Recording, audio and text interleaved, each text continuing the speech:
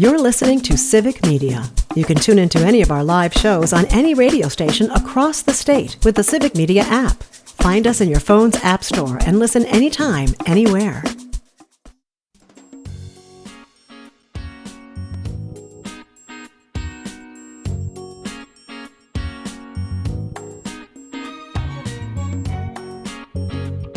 Live across Wisconsin on Civic Media, you're listening to Mornings with Pat Kreitlow, powered by Up North News.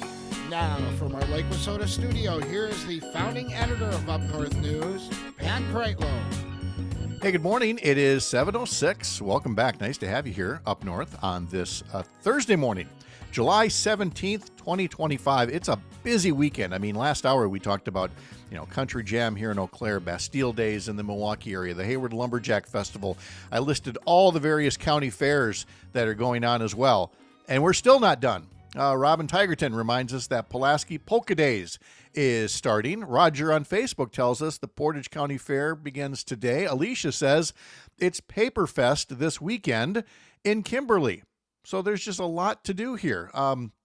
Rob goes on to say, good morning from Tigerton. It's cloudy and 54, got 9/10 of an inch of rain. Severe weather was mostly south of me. Wautoma had more than 3.5 inches. Highway 21 was flooded on the east side. He says, I have an eye appointment today in Wittenberg, probably a candidate to wear glasses, and then 3 yards to mow in the Tigerton area this afternoon. He says, I think the meteorologists like Brittany and all in the media did an excellent job with severe weather coverage. It brings back memories of tracking storms on my road maps when I was a kid. Let's see. And he goes on to talk about Nicolette Larson being an awesome singer, also with the Nitty Gritty Dirt Band. And he says, have a fun time, Brittany, at EAA. I hope and pray you have nice weather there. And that takes me over to, wait a minute. We've got Alicia saying, my oldest and I are going to the EAA schedule last night, planning our days. Air Venture is almost here. And on the text line, Jim in Brookfield, have a great time at EAA next week, Brittany. I hope the weather cooperates. I remember flying there from the Waukesha Airport in a 4-seater Piper with all the spotters on the ground communicating with us along our flight path. We never had to say a word on the radio until we landed. This is contagious stuff, the way that people feel about Air Venture, and count Brittany among them. I am definitely one of those. I had no idea what it was the first year that I went, and all it took was one day, and I was hooked, honestly. I'll suggest if you want to go on a day and you're wondering which one, because there's just so many, Wednesday and Saturday, they have a night air show, and it is one of the biggest that I have ever seen. And they've got the drones doing their things. They have a special ending with some explosions. It's amazing. The good kind. Yes, the good kind, the planned kind. Yes. So it is just a super fun time. Lots of people, good people. You'll learn so much. The technology that goes on with these airplanes is outrageous, and it goes beyond that too. So I'm so excited. Camping is going to be so much fun. Just the fact that I have no power, though, is going to be very, very interesting. This is dry camping. You truly rough it. You really rough it for this. Every single one of us. There's only a few power sites, so we're out there for the good. So Brittany will be off tomorrow getting ready for that. Hopefully we'll be able to hear from you at a couple of points along the way next week as you enjoy it all. And before we get into today's weather, just letting folks know that Corrine Hendrickson is standing by. We'll talk to her in just a couple of moments. State Senator Jeff Smith at the bottom of the hour. But as mentioned by Robin Tigerton, y'all were busy yesterday tracking something like 10 or 12 different possible tornadic systems out there. What's the report by the time we get to this morning, looking back at it yesterday? Yeah, yesterday was wild. It started earlier than we had thought. Right around noon in Dodgeville, we saw a funnel cloud and a tornado touchdown. That continued into Sauk City, Fall River, Beaver Dam, Fox Lake area, into Fond du Lac, even funnel clouds being reported. That was around 3:30 in the afternoon. Also into Hustisford, Lemonwire. Many, many places dealing with a possible tornado that touched down there. Lots of video, lots of pictures out there of proof. Also, winds clocked 50 to 60 miles per hour, knocking down trees scattered throughout the southern half of the state, and then flooding towards the Fox Valley. Unalaska got 1.63 inches in 1 hour.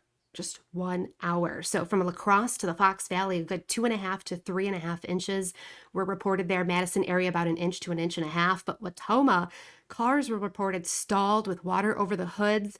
Highway 21 was impassable between Coloma and Watoma.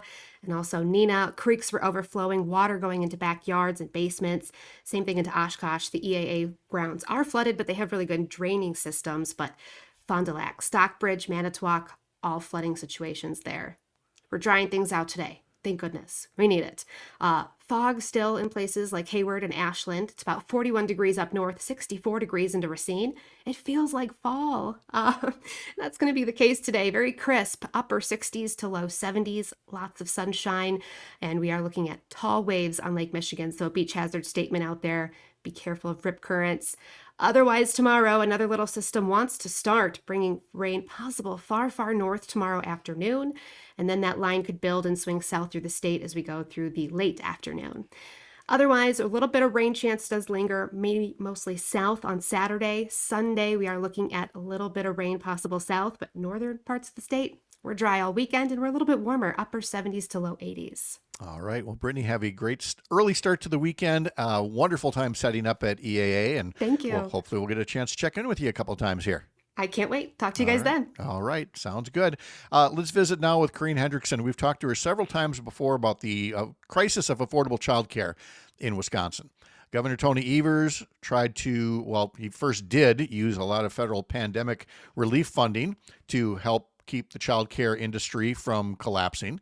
He also proposed something in the state budget, but the resulting deal between Evers and Republicans in the legislature fell short in some areas. For example, childcare. And in our next half hour, we'll talk to State Senator Jeff Smith about where the budget fell short in terms of homeless care for veterans. But let's stick to childcare now and bring Corrine in right now because Corrine says she finds herself at a professional crossroads, essentially, as a result of what is and what is not in the final state budget. Corrine Hendrickson, good morning. How are you? Good morning. I'm all right. I'm enjoying the cooler weather. Yes, it's definitely a big relief compared to, feeling like the mid-90s or triple digits or anything like that, especially if you're watching a bunch of kiddos all day. So. Yeah, we're outside. We're at the park for swimming lessons, and it's been hot. So today, now those poor kids are going to freeze when they're in their Yes. Well, look, it is mostly thankless work. Thankfully, there are enough other parents and folks in the public who are becoming increasingly aware of the value of this industry and how it is in real crisis right now. But you talked to us, last week about the state budget bill and, how it only provides 1 year of partial relief compared to the governor's original proposal. So now you've had a chance to evaluate things further. And so you were nice enough to come back after having thoroughly reviewed things to tell us what you think it all means for, childcare on the whole in Wisconsin and what it means for you personally. Yeah, so thanks for having me on. What it means for all of us in childcare and the families that we care for and educate and their employers who have those parents employed is it's still going to be a disaster. Cindy, who's up in Green Bay, is one of our weekend members, and they're calling this program a bridge.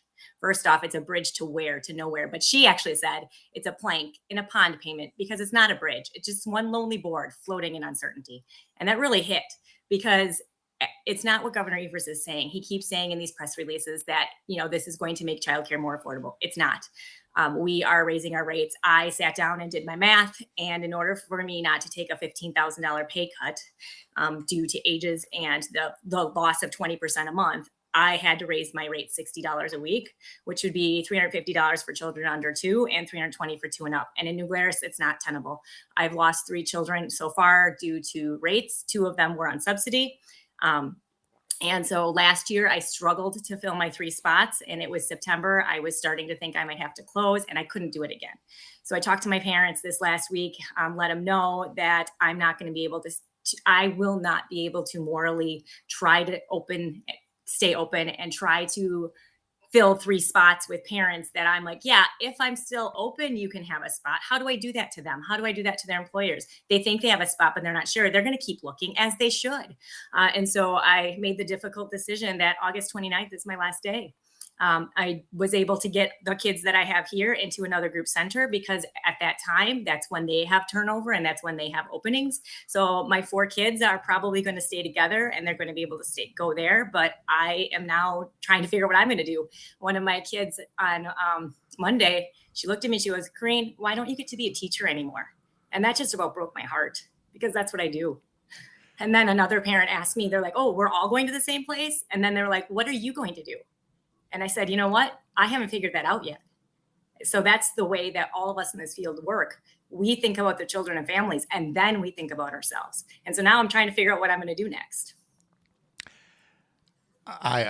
My heart is breaking for you and for these kids and for these families. And it's not just you. You're not the only provider who's looking at this. It's all of us. And making a rather difficult decision. And look, even if there's follow-up legislation, because we talked about how the funding is really only there for 1 year. But as you've mentioned before, that's a lack of security that you can no longer live with. And who knows how many more are only going to be in business for 1 more year. Right. And that's the other thing is all the providers I'm talking to across the state, they're looking at raising their rates $10, $15 a week, maybe more now to try and keep the teachers they have, or the family childcare providers. They're looking for second jobs so they can stay open. That is not okay. We work 50 hours with kids already, and then we're supposed to go and work somewhere else so the parents can afford us. This is not okay. And our state should not be making these decisions. If they actually cared about kids, they wouldn't do that. And so, yes, we are still fighting, and I'm not leaving the advocacy world. I actually will have more time, so that could get fun. But we're working on, there's standalone legislation, SB 222 and AB 317. It's the standalone for $480 million to make us whole again. Had we gotten that whole $480 million, I wouldn't have had to raise my rates at all, because it would have covered all of that. And so we're still fighting for that. We're still saying it. And now what we want is our providers, our parents, and our employers to call Governor Evers and call their Dem and Republican representatives and tell them every time, my rates just went up $20. I just lost an employee because their rates went up, because that's what it's going to take is until they see it and feel it, they don't understand, and they don't have the empathy, and they don't have the imagination. And that's not okay either. So that's where I'm at. You've been asked, to consider, I mean, you're already way out there visible on this issue, but to consider, ramping things up further. And I know I've seen this happen with people all the time. You're an advocate for something and people say you should keep being an advocate, maybe on, even an elected level. Is that one of the options? Yeah, actually, I am one of the, now I think we're down to 4 potential Senate candidates in SD 17, which is Mark Lyons district. I am thinking about it. I am pursuing a potential run, and I participated in a forum last week, and will be participating in more forums throughout the this area of the state that the counties are putting on. And I'm excited that real people are interested in running, because we do need real people who actually have conversations, meaningful conversations and relationships with actual people, instead of staying in their bubble and listening to what all the experts are saying that what is what we need and what we want. And that's how you end up with what we got. There was no transparency. None of us were at the table to say these policies are terrible, they're awful, and do not harm the children. Do not do this to the children. Don't put us in these situations. And for what? A plank in a pond? It's not. You can't run a business that way. And on top of everything that's happening at the federal level, this is only going to just, continue to make us descend into, despair almost. And part of what I like is the hope of working towards something else.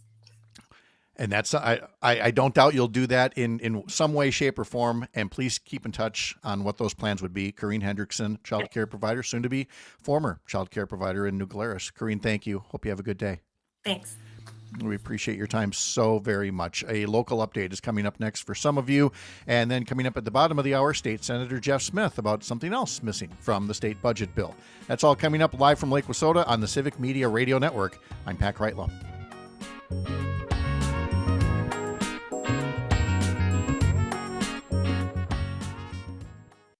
You're listening to Civic Media. Stay up to date on the latest news and information for your local community and Wisconsin by signing up for our free email newsletter. Visit civicmedia.us/email to get started.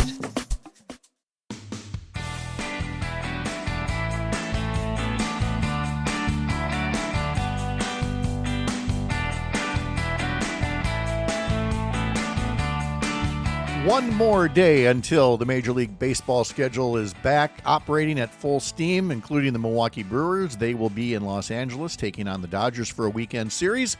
So we got a couple of nights of late night West Coast baseball starting at 8:35 tomorrow. Pregame coverage begins on several Civic Media stations for the Brewers and Dodgers series and getting that second half of the season rolling.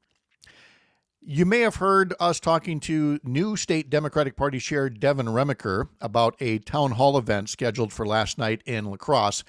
Because of the bad weather, it was postponed for a night. It will now be held tonight. It's a town hall designed to let residents in La Crosse and frankly all over the 3rd Congressional District weigh in on what's going to happen because of that Trump mega bill supported by Congressman Derek Van Orden, who we heard from in the last hour, having quite the verbal altercation outside the U.S. Capitol with Congressman Mark Pocan, as Derek Van Orden was doing Derek Van Orden things. I doubt that he's going to be at the town hall tonight, but several other officials will be there, including Tara Johnson, State Senator Brad Pfaff, and others. And so if you want to learn more about it, head to mobilize.us. That's Mobilize, Mobilize, mobilize.us. Search for La Crosse in order to learn more and to register. Meanwhile, up in the Wausau area, the Wisconsin Fair Maps Coalition is going to hold a forum tonight. They held one last night in Green Bay. You can see it on YouTube. Look up the League of Women Voters of Greater Green Bay and find out what the Wisconsin Fair Maps Coalition is doing with this statewide tour. Green Bay last night, Wausau this evening. Because here's the thing. They will give a presentation on fair maps, but they also have an outline for a proposal for an independent redistricting commission, taking it out of the hands of partisan politicians. Because if that doesn't happen, it is quite possible that the fairer maps that we have now will simply be a temporary and distant memory unless something is put into legislation ahead of the 2030 census. That's actually not that much time to act. And otherwise, we go back to a system where the politicians pick their voters instead of voters picking their representatives. So this will all be at the public library in Wausau tonight, 300 First Street from 6 to 8. If you want to learn more, go to fairmapswi.com, fairmapswi.com to register or learn more. The group is also scheduling a forum for next Wednesday in Waukesha. From the Milwaukee Journal-Sentinel from this morning, a story here that says the Wisconsin legislature has now spent $26 million in taxpayer money on private attorneys since 2017.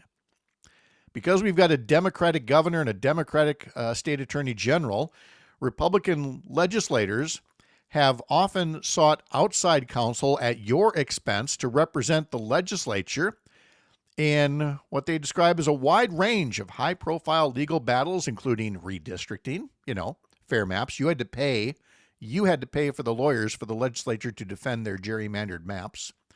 There were the laws that were passed during the 2018 lame duck session, things where they took away powers from the governor after Tony Evers beat Scott Walker.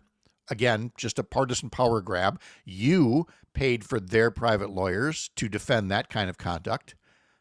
And, of course, Michael Gableman, the former state Supreme Court justice, his failed quote-unquote investigation into the 2020 election. Again, legislative Republicans hired private attorneys, and you paid for them to defend that kind of conduct. A lot of the spending came after Tony Evers and Josh Kaul won their races in November of 2018, defeating former Governor Scott Walker and then Attorney General Brad Schimmel. And again, it's involved all of these various court cases because, as Assembly Speaker Robin Vos says, they feel like they don't trust that Attorney General Kaul, a Democrat, will defend Republican-backed laws that were passed before Evers took office. Well, yeah, maybe because there were constitutional questions about it. Evers has spent about $1.7 million on legal fees, a much smaller amount because he is able to rely on the U.S. Department of Justice to represent him in office. So again, there's something to be said about divided government in terms of checks and balances. We are definitely not overwhelmingly blue. We are not overwhelmingly red. The legislature was overwhelmingly red, but only because of the aforementioned gerrymandered maps that, again, they've had to defend in court year after year, and you've paid for that. And one way to avoid having that happen in the future would be different election results, of course, in 2026, but also to insist that whoever's in charge, Democrats or Republicans, put an independent redistricting commission into place. And I say that as a former legislator.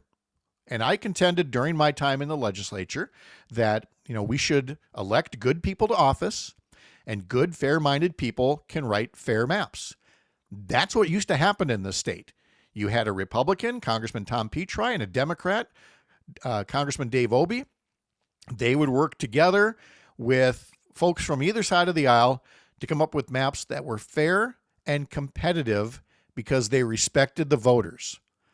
There were Republicans in 2011 and beyond who designed these maps that they're making you pay for that made the legislature overwhelmingly Republican when we are not an overwhelmingly Republican state, do not respect the voters.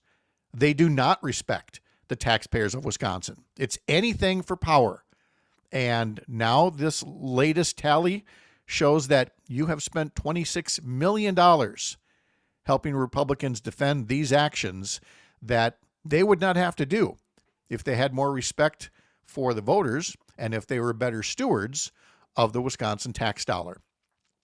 Republicans also put no money into the state budget for helping homeless veterans. We're going to talk to State Senator Jeff Smith about that coming up. Live from Lake Wissota here on the Civic Media Radio Network, I'm Pat Kreitlow.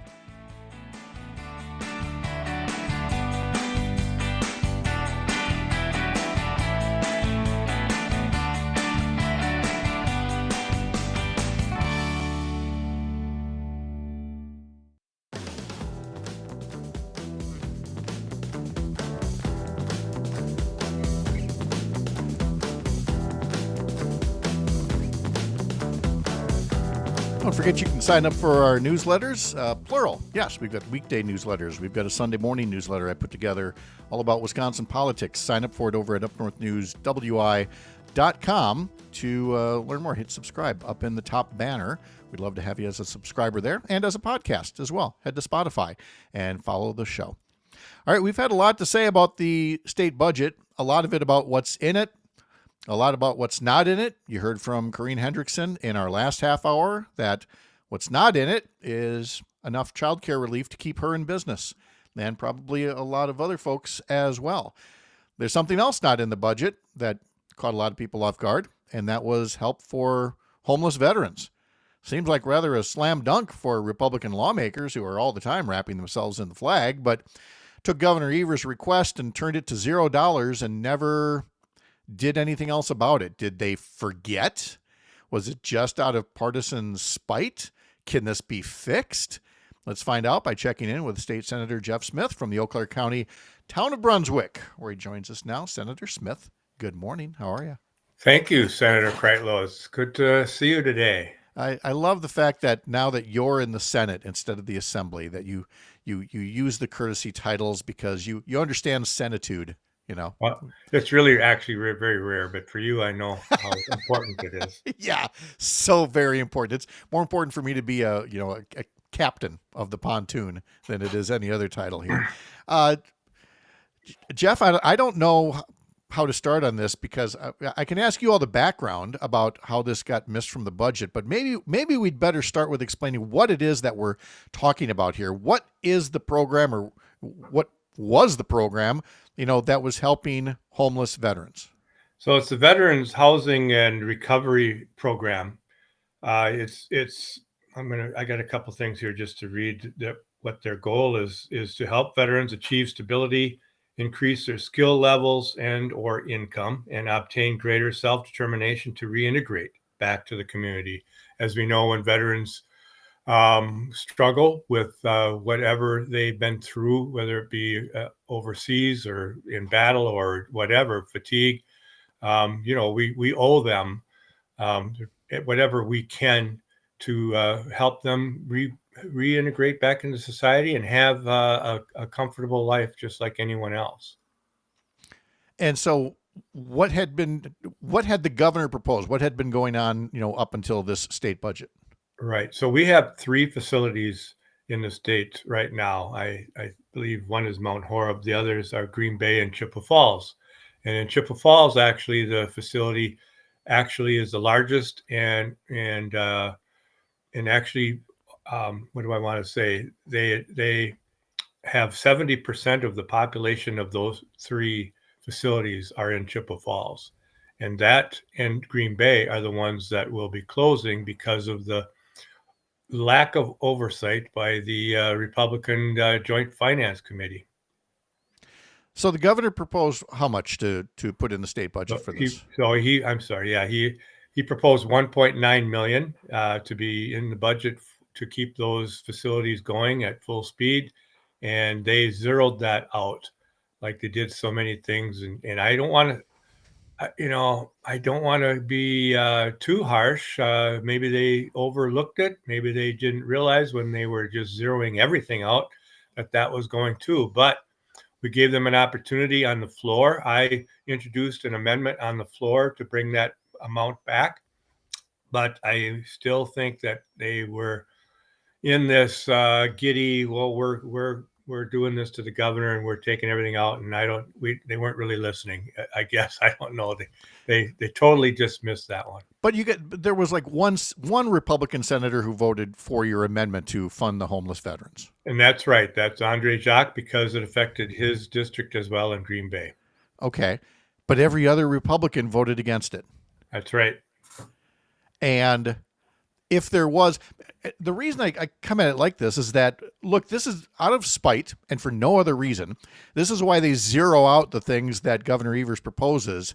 And then they have come back in and either put a lower amount in, or they've reconfigured things. Like the childcare funding is a classic example. They just did not want to put anything into childcare counts because that was Governor Evers' baby. So they and the governor eventually agreed on some other funding mechanism, and they put the funding in there. It wouldn't seem like this needed that. So yeah, it was either an oversight or it was just, they just blatantly did not feel like these homeless veterans deserved care anymore. Have you heard any kind of feedback, firsthand, secondhand, from your Republican colleagues? Or is this a big old oops and they're going to rush to support some kind of a trailer bill with funding? It's actually kind of pathetic. We have heard from our colleagues on the other side of the aisle that claiming that, there was a 15% increase to the DVA, the Department of Veterans. And, that was their 15% increase for the agency as a whole. That was not for that program, but that's what they're using as, well, we increased by 15%. And then at least one of the talking points that I heard was this was just part of a wish list by the governor. I think that is so pathetic and so embarrassing that they would consider what we want to do to help veterans as a wish list. Well, and especially here's the thing that gives it away that's not true. When they say, "Oh, we put 15% over on the budget," the record is clear that they live to micromanage, and they will get right down into the line items and say, you can do this, but you can't do that. We've seen it in the literacy programs and in so many other things. And it sure sounds rather convenient that they can say, well, in this instance, we actually didn't want to micromanage. We just gave you a big pile of money and you do whatever you want with it. Said no Republican ever in the budget process until this got caught. Well, that's a good point. Yeah, it's making excuses that which I think is which is dumb, because in a sense they're saying, oh yeah, we knew about it, but we thought this 15% was going to cover it. That's basically what they're saying, instead of saying, oops, that 1.9 million was overshadowed by the negotiations that took place with our Senate leader, Diane Hesselbein, and the governor's office, that brought back funding for our universities, brought back half the money we needed for our childcare facilities and brought back, or actually raised, the special education funding, which was desperately needed for our public schools. We didn't get everything we wanted, but we got that. But that all overshadowed 1.9 million that they seem to want to ignore now and make excuses for, it seems. So you've alluded to this, the fact that they needed Democratic votes to pass a budget. And so there was this agreement made, but as no doubt you are hearing, well, you heard from the very beginning, some of your colleagues, voted no, saying, look, there's not enough there. And now, of course, we're hearing pushback from the childcare sector, from the education sector, from everything else. Now that you've looked at it all and you've taken in all of the reaction, looking at your minority status and what the governor is dealing with Republican leadership in the legislature, was this the best that could be hoped for when you have a bipartisan vote on a budget? This was the best we could hope for. Just think about this.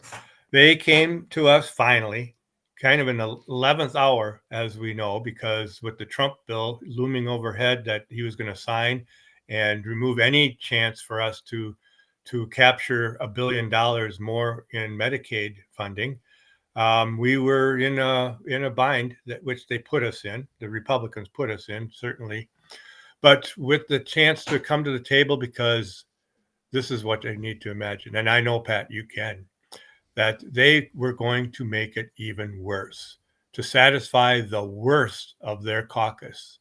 There were 5 members of their caucus, which they often call the terrorists, were holding them hostage and saying they wanted even more cuts. They were going to cut $87 million from the university system already, which would have closed campuses. That was already in the works of closing campuses if that happened. They zeroed out childcare. They were not going to increase special ed funding for public schools, even though they were paying 90% to voucher schools. All of those are the biggies that we came to the table with, along with more. We asked for more than that, but there was negotiations, as you know, and compromise in politics these days is rare. But it happened, and we got that compromise. And the deal was, if we can get certain things and make this better instead of worse, we can find 5 votes in our Senate caucus and help you pass this bill. We made that arrangement, and the leader, Diane Hesselbein, and myself, assistant leader, were 2 of the 5 votes, and then we had to find 3 more. And I feel very confident that it was the right thing to do, because it would have been much, much worse if they would have had to go the other route and make it get all their Republican votes. Coming back to the micromanaging that Republicans were doing in the last budget, it included $15 million to help the Chippewa Valley after 2 hospitals and several clinics closed abruptly, and yet the Joint Finance Committee refused to release the money, having a temper tantrum about some of Governor Evers' line item vetoes. Was that $15 million put into this new budget, or is it now gone forever? That is like a puff of smoke, Pat. It's just gone. They refused. I was another amendment on the floor that I introduced I even lowered it to 10 million. I said, I even, on the floor said, hey, I'm trying to negotiate right here on the floor with you, but we've got to have some help. And they just weren't interested. Every Republican chose not to support that. State Senator Jeff Smith is with us from the Eau Claire County town of Brunswick. So with the state budget behind us, obviously, there's still a fall session. There'll be some in the spring as well next year before everybody goes back to campaign. What kind of priorities do you have when the legislature gets back in action? Well, right now, the Klein Hall and the Green Bay facility have taken a high level of priority, because they will close at the end of September, apparently, if we don't get the funding. So I've introduced a bill as of yesterday to bring that money back and give us another chance to do the right thing. So hopefully that'll be pushed through fast. If we're right now in the process of gathering sponsorships, and hopefully we get sponsorships on both sides of the aisle. So that is an immediate, urgent issue right now, and we'll come back and hopefully be able to do something right away on that.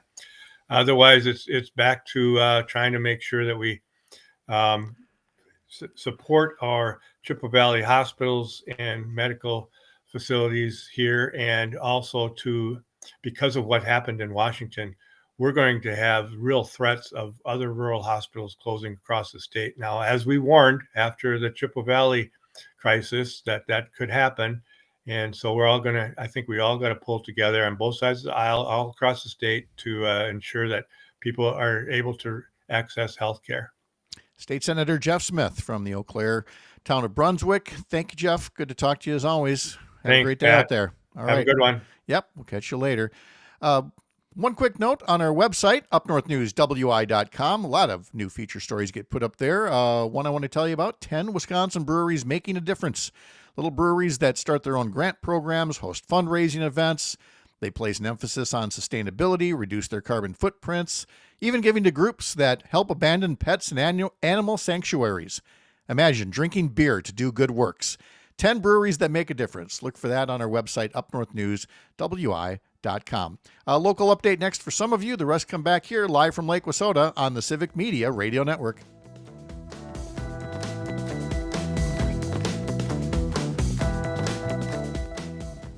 You're listening to Civic Media. Find the latest news, information, and archives of all your favorite shows on the Civic Media website, civicmedia.us.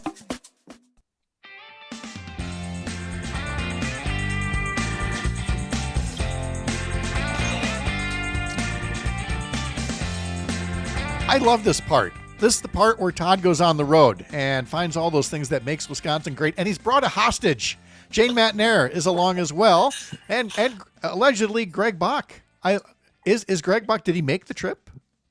Greg did make the trip. He's saying hello to the friendly faces here in Butternut, Wisconsin. Jane doesn't have a mic, but for those watching on the stream, you can see her. She is thrilled. This was on Jane's bucket list. Last year it was Amory. This year it was Butternut. And my goal for the entire year for my job is complete because I have made Jane's dreams come true. I really have. I wish we could hear through the AirPods there, but she is the AirPod. Unfortunately, all you can hear is my voice. But you can see Jane. She's thrilled. She said she's thrilled to be here. Very, very happy. And she already got a postcard to send to her husband back in Milwaukee. That's awesome. It's really great. Butternut is just northwest there of Park Falls, where we have a fine Civic Media station. The one in Hayward is not far away. And you're going to be talking about those great Civic Media stations today between your two shows. Yeah, absolutely. I mean, Jane and Greg start across the network at 9 o'clock until 11. They're going to be talking to, it's the Fanatical Fish Gallery? Fanatical Fish Art Gallery here. It's absolutely beautiful. They're going to have the proprietor on their show just after 9 o'clock in their first hour. They're going to do later on their audio sorbet, which lightens things up. And of course, they end it with this shouldn't be a thing.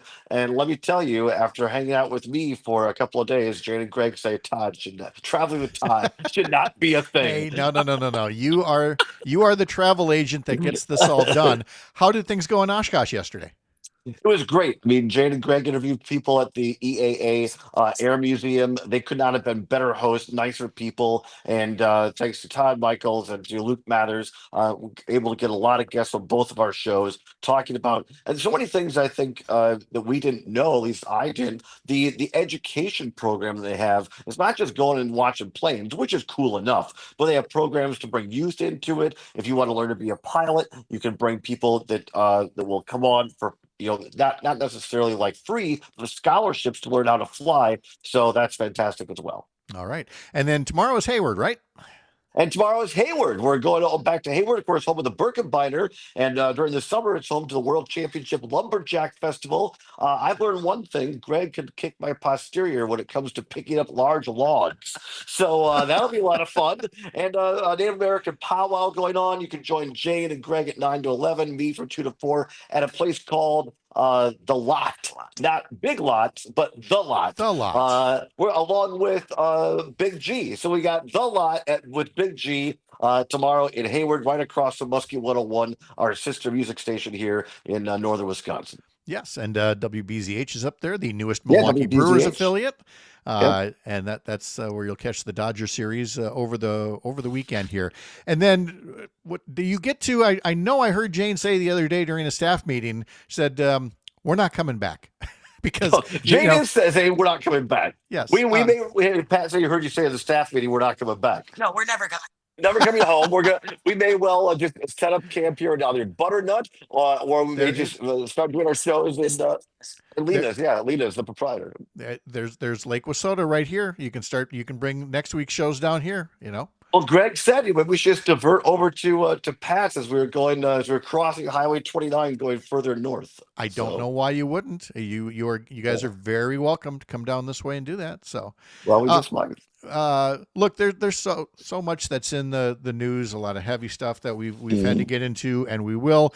But one of the things I really appreciated about your show being at the Northern Wisconsin State Fair is that there was so much more to talk about, so much about community and the festivals and everything. I know we took a break to talk to Josh Schoeman, candidate for governor, who happened to be at the Northern Wisconsin State Fair. But by and large, it really is, we talk about balance all the time. You can't be all politics all the time, but you also can't avoid politics 100%. That's not a responsible thing either.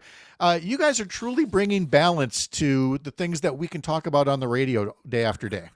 Yeah, funny you say that. That's how we ended our show yesterday with Jane and Greg and I having that same conversation. And I think we were talking, Jane and Greg touched on a little politics at the start of their show, or at least current events, maybe is a fair way to say it. Yeah. But then the majority of the show was just talking about all the great things happening at the EAA. And you're exactly right, Pat. We've had that discussion, the three of us, as we've been traveling around. And yeah, we can't ignore the news, the important things, but there are these great undertold or untold stories of our small entrepreneurs, like the one we're here at the Fanatical Fish Art Gallery, the events like the EAA. And those are the things, I know our friend Trygve Olsen says this all the time, but it's true. People at these kind of events, they don't care whether you wear a red hat or a blue hat. It's about wearing a green and gold hat. And Jane and I got the munchies only because we were hungry and hadn't had anything to eat all day. Sure. So we searched out, what was the place called, Jane? Nemo's.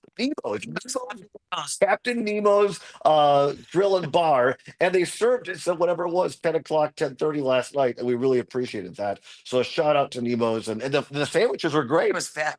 Yeah, it was really, really good. So you find good people up here, as you do all over Wisconsin. We started in Racine at the studios down there, went to Oshkosh, now we're up here in the North Woods, and there's so many things that bind us and weave us together as Wisconsinites. Oh, yeah. And look, I'm not saying that there shouldn't be, chains, chain restaurants, chain hotels, all that. I'm not saying they shouldn't be there. The fact that there are still locally run places, coffee shops, diners, taverns, other attractions, I think we have that here, unlike in many other states, and I'm just glad you got to go out and see it. So we'll see this all again coming up. She's just over an hour away. Jane looks like she's getting ready. I hope Greg wakes up in time for the show too.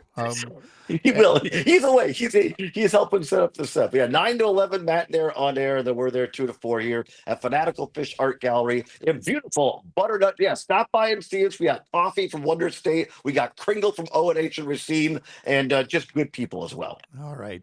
Have a lot of fun. It looks great. You guys look great. Travel safe, and we'll look forward to hearing from you today. On behalf of Jane and Greg, this is Todd. So we'll see you on the road, as Charles Corrall used to say. Charles Corrall, not a good example to cite. Oh, come on. We bought his station over in Ely, Minnesota, for goodness sake. But with one wife or the other wife. Anyway, we're going to take a break for the news. Back after this on the Civic Media Radio Network.